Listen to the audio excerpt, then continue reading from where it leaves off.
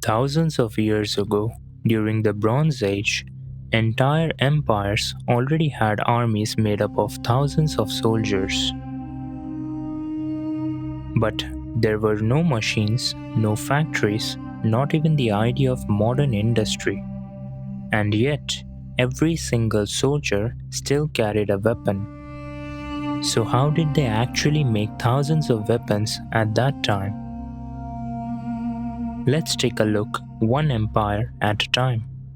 The first empire is the Akkadian Empire in Mesopotamia. Under the king Sargon the Great, the Akkadian Empire had around 5,500 plus soldiers defending the empire. And with this many soldiers, they needed thousands of spears. So instead of relying on individual blacksmiths, they organized a state-run system with multiple groups of workers to mass produce these spears. The process started with the shaft. A group of workers would go to the groves along the Euphrates and select ash and poplar trees for the shafts because of their strength and suitability. However, they didn't just cut branches and use them directly. Instead, they cut the trees low to the stump so that they would grow back into long straight shoots, which were much better suited for making poles. Once the trees regrew, the workers cut them and stored the wood separately to dry for months, sometimes even up to a year, to prevent warping. After this long drying period, the next step followed. The dried ash and poplar wood was heated over fire to soften it and then passed through heavy stone blocks with narrow openings. This step forced the poles into a more uniform shape and removed bends that could weaken the spear. At the same time, while the shafts were being prepared, another group of workers handled the metal supply. They traveled toward the Persian Gulf and farther eastern regions to source copper and tin. Since iron had not yet been discovered, these were the only metals available for making weapons. Mesopotamia itself did not have natural supplies of these metals, so they were brought in after long journeys in the form of oxhide ingots.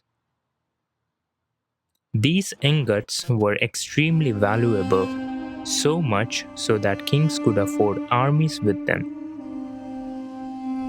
Once both metals reached the workshops, they were combined carefully in a controlled ratio, usually around 90% copper and 10% tin. Maintaining this balance was important because any imbalance would make the weapon either too soft or too brittle.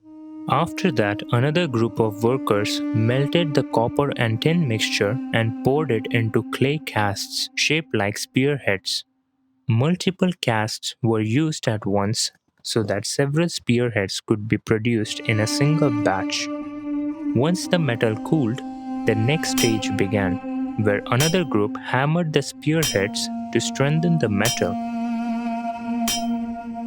Following this, the spearheads moved to the sharpening stage. A group of sharpeners worked continuously on whetstones, grinding the edges into shape. This process required a constant supply of water. So another group of workers moved back and forth between the river and the workshop carrying water in jars and skins.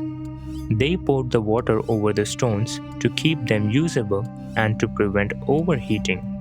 This group's sole responsibility was to maintain that water flow.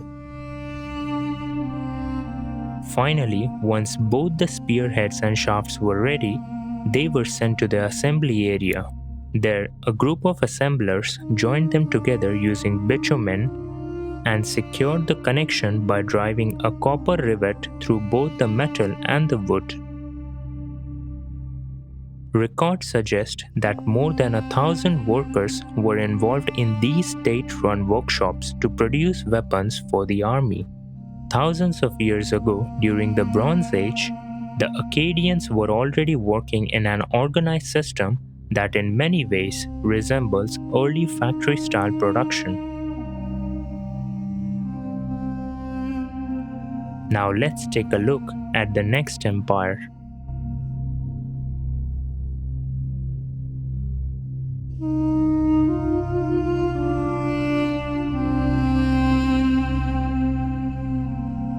While Sargon of Akkad was developing a system based on production and scale, the older order in Mesopotamia was still controlled by the Sumerians under the High King Lugal-Zaggisi. The Sumerians approached warfare in a way that reflected their broader culture. They did not separate warfare from religion or social status. It was a system where authority, belief, and identity were inextricably connected. Because of this, they did not treat weapons as simple equipment. They treated them as objects that carried meaning. The way a weapon was made, decorated, and prepared mattered because they believed it reflected both the standing of the warrior and the support of the gods. This approach shaped how their army functioned, influencing how they built equipment and how long it took them to prepare for war. The Sumerians were known for their massive shield walls. The main defensive element was the heavy shield. A group of Sumerian workers started by selecting mature poplar trees along the riverbanks. They cut the timber into thin planks and layered them in alternating directions so the wood would not split under impact. This cross-grain construction made the shield stronger and more durable. After forming the wooden base, they prepared the outer covering using bull hide. They took thick hide from a bull and soaked it in water for several days. This softened the material and made it easier to stretch. Once ready, the hide was pulled tightly over the wooden frame and stitched into place. As it dried in the sun, it contracted. This tightening created a firm outer surface that added resistance to impact. They then added bronze bosses driven through the hide and into the wood beneath. The bosses helped hold the layers together and acted as points to deflect incoming blows.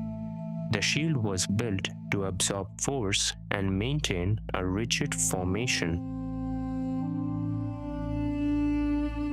Behind these shields, the Sumerians used long pikes that could reach lengths of 10 to 12 feet.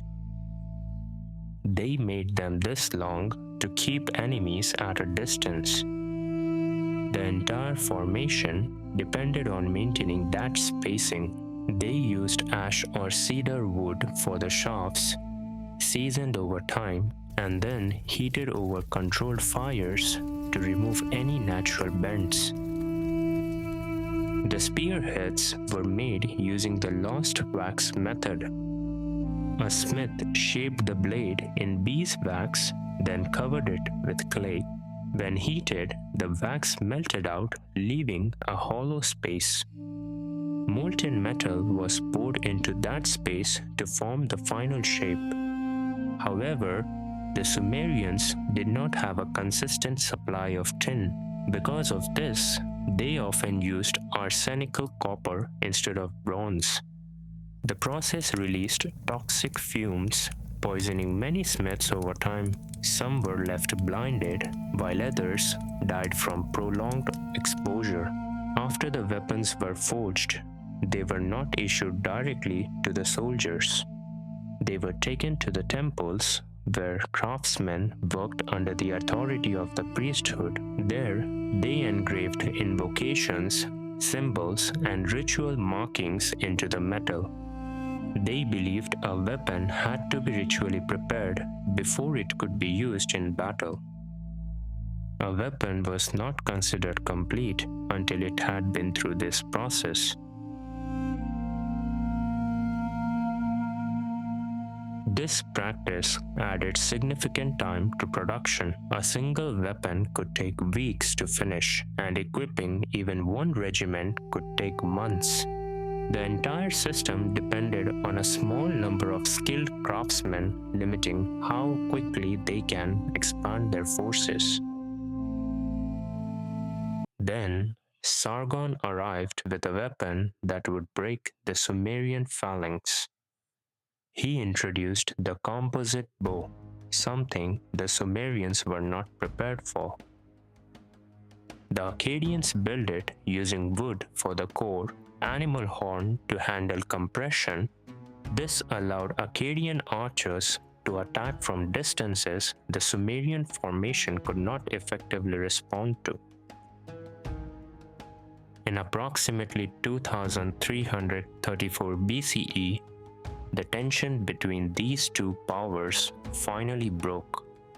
The war between the Akkadians and Sumerians reached its decisive confrontation on the plains of southern Mesopotamia.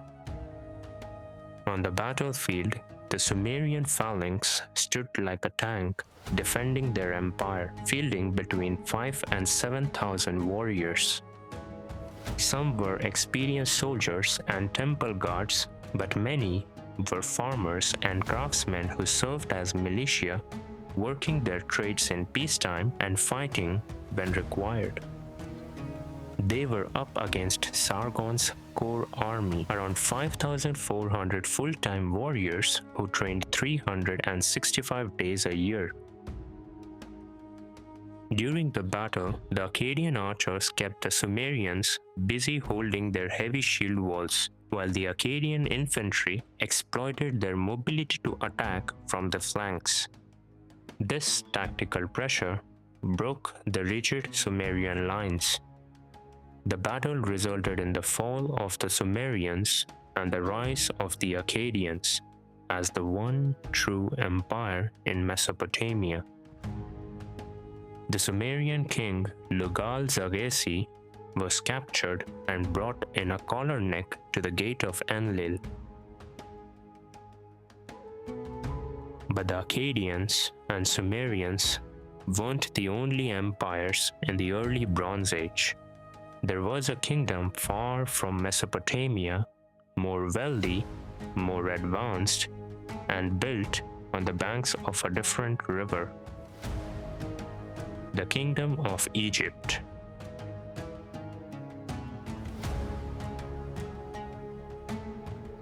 During this time, Egypt was already a well-established kingdom along the Nile, in what is known as the Old Kingdom. By this time, the pyramids at the Giza Plateau had already been built. They were used as royal tombs for pharaohs such as Khufu, Khafre, and Menkaure. The Egyptians believed every person had a Ka, a life force or spiritual double that remained after death. They performed certain rituals inside the pyramids of Giza during the Old Kingdom so that the Ka could continue to exist. Under the rule of Pharaoh Pepi I Merire, Egypt was a rarity in the early Bronze Age, a unified land. Unlike the rival city-states of the East that lived in constant warfare, Egypt was one territory under one crown. This internal stability changed how the kingdom functioned. It was also reinforced by geography. The vast Sahara Desert to the west and the Nile River running through the land acted as natural barriers, limiting large-scale invasions and protecting Egypt from outside threats. Instead of sustaining a massive standing army, its people were used as a workforce: miners, builders, and craftsmen, building for the gods rather than dying for a city wall. Pepi I was an uncommonly active ruler, but his campaigns were not about conquest, they were about control. He sent expeditions into the Sinai to secure copper and deep into Nubia for gold. These were large, repeated operations that moved people and materials across harsh terrain. The Akkadians recorded in detail how Sargon conquered his enemies and built his power through military success. In contrast, the Egyptians left no records explaining how their weapons were produced in large numbers. Their writings focused on monuments, religion, and royal life with little attention given to military production. After researching a bit, the reason for less military activity among the Egyptians becomes clearer. They were great builders and architects. Much of their copper went into tools like chisels and construction work. For massive structures like the pyramids, more copper was required for building than for making weapons and waging war.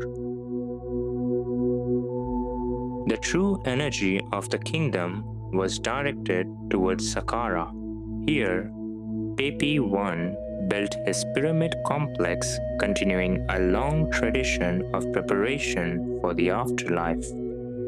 Inside these chambers, carved into the stone, are the pyramid texts.